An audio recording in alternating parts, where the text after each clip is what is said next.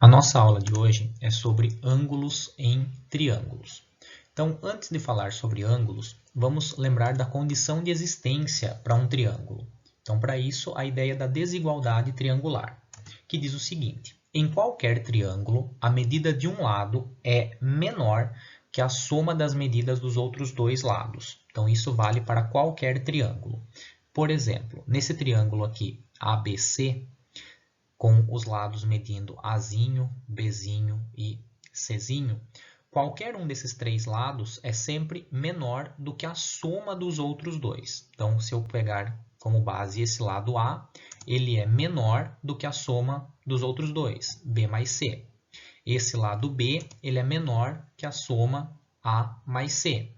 E o lado C é menor que a soma entre os lados A e B. E estritamente menor, não pode ser nem igual. Então, isso é uma condição de existência para que eu tenha um triângulo. Dado um triângulo, aí quando a gente vai trabalhar com a soma das medidas dos ângulos internos de um triângulo.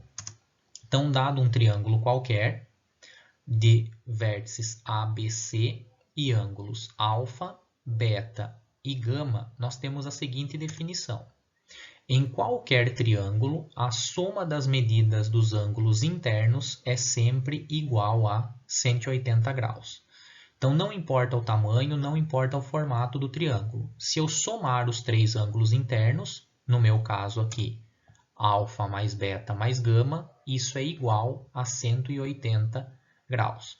O triângulo pode ser acutângulo, retângulo, obtusângulo, equilátero, isósceles, escaleno, não importa nem o tamanho nem o formato. A soma dos três ângulos é 180 graus. E aí, se você não lembrar o que é a classificação dos triângulos, tem que pesquisar de acordo com o exercício. Então, tem que lembrar das definições.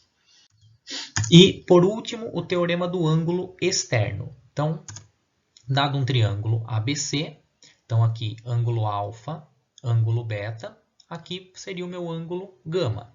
Nesse caso, eu não vou usá-lo, eu vou usar o ângulo externo a ele. Então, como que eu desenho um ângulo externo a um triângulo? Nesse lado aqui, BC, eu fiz uma continuação, um prolongamento do lado BC. Esse ângulo formado aqui entre o prolongamento do lado BC e o lado AC é o que a gente vai chamar de ângulo externo. E o teorema diz o seguinte: em todo triângulo, qualquer ângulo externo é igual à soma dos dois ângulos internos não adjacentes. Então, nesse caso aqui, o ângulo adjacente a esse ângulo E seria esse ângulo aqui, que nem está desenhado. Então, como ele é a soma dos não adjacentes, ele é igual à soma dos outros dois. Ou seja, o ângulo E é igual a alfa mais beta. Do mesmo jeito que se eu fizesse o prolongamento aqui nesse ângulo, esse ângulo externo seria a soma desse interno com mais esse interno. E a mesma coisa valeria para esse ângulo aqui de cima. Então, a soma, um ângulo externo é igual à soma dos outros dois internos.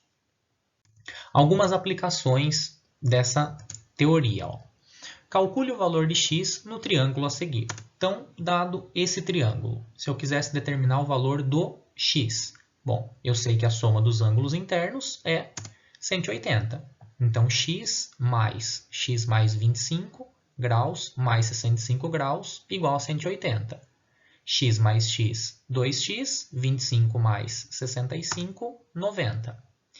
O 90 que está mais passa a menos, 2x vai ser igual a 90, e 90 dividido por 2, x igual a 45. Então, o ângulo x, o valor do x é 45 graus.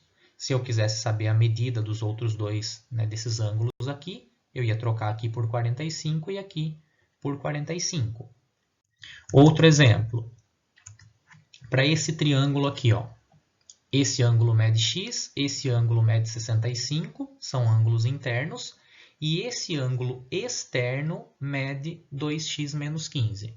De acordo com o teorema do ângulo externo, o ângulo externo é a soma dos dois não adjacentes, ou seja, 2x menos 15 é igual a x mais 65.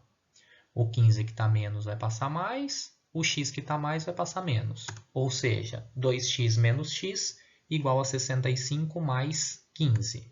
Então, o x é igual a 80. E por último, na figura abaixo, o triângulo ABC é isósceles. Então, olha só o que eu comentei. É importante lembrar da classificação dos triângulos. Triângulo isósceles é aquele que possui dois ângulos congruentes. Como ele tem dois ângulos congruentes, ele também tem dois lados congruentes. Então, triângulo isósceles de base BC. Calcule o valor de x. Então, aqui está o meu triângulo.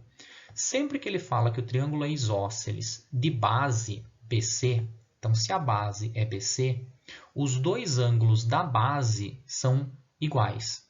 Então, sempre que falar triângulo isósceles de base BC, os ângulos dessa base são iguais. Então, aqui eu já consigo tirar a minha primeira conclusão. Esse meu ângulo C, ele mede 75. Então, o meu ângulo B também mede 75. Só que o x que eu estou procurando é apenas esse pedacinho aqui. Então, primeira conclusão que eu consigo tirar, ó, ângulo B é congruente igual ao ângulo C, que é igual a 75 graus, pois são os ângulos da base do triângulo isósceles. A outra informação que eu tenho, eu sei que a soma entre o ângulo B mais o ângulo C mais esse ângulo A que está aqui em cima é 180, porque os três ângulos a soma deles é 180. São ângulos internos de um triângulo. Então, com isso daqui eu já consigo descobrir o meu ângulo A.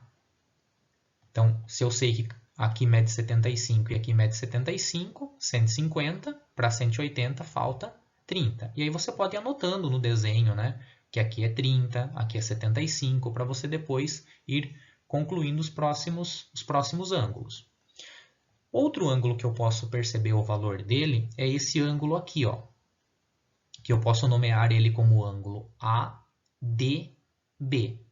Esse ângulo aqui, ele é o suplementar desse 45. Por quê? Aqui é uma reta, aqui é um ângulo raso. Então, o ângulo ADB, ele é igual a 180 menos 45, ou seja, o suplementar de 45, que é 135. Agora, é só eu olhar para esse triângulo aqui. Triângulo ADB. A soma dos ângulos internos de qualquer triângulo é sempre 180. O ângulo A eu já sei que é 30. Esse ângulo aqui eu acabei de descobrir 135. Para descobrir o ângulo X, é só eu ver quanto falta para 180. X mais 30 mais 135 é igual a 180. Portanto, x é igual a 15 graus. Você poderia também arrumar uma outra estratégia de fazer. O importante é sempre lembrar da classificação dos triângulos dessa ideia, que a soma dos ângulos internos é sempre 180 e assim por diante. Bons estudos!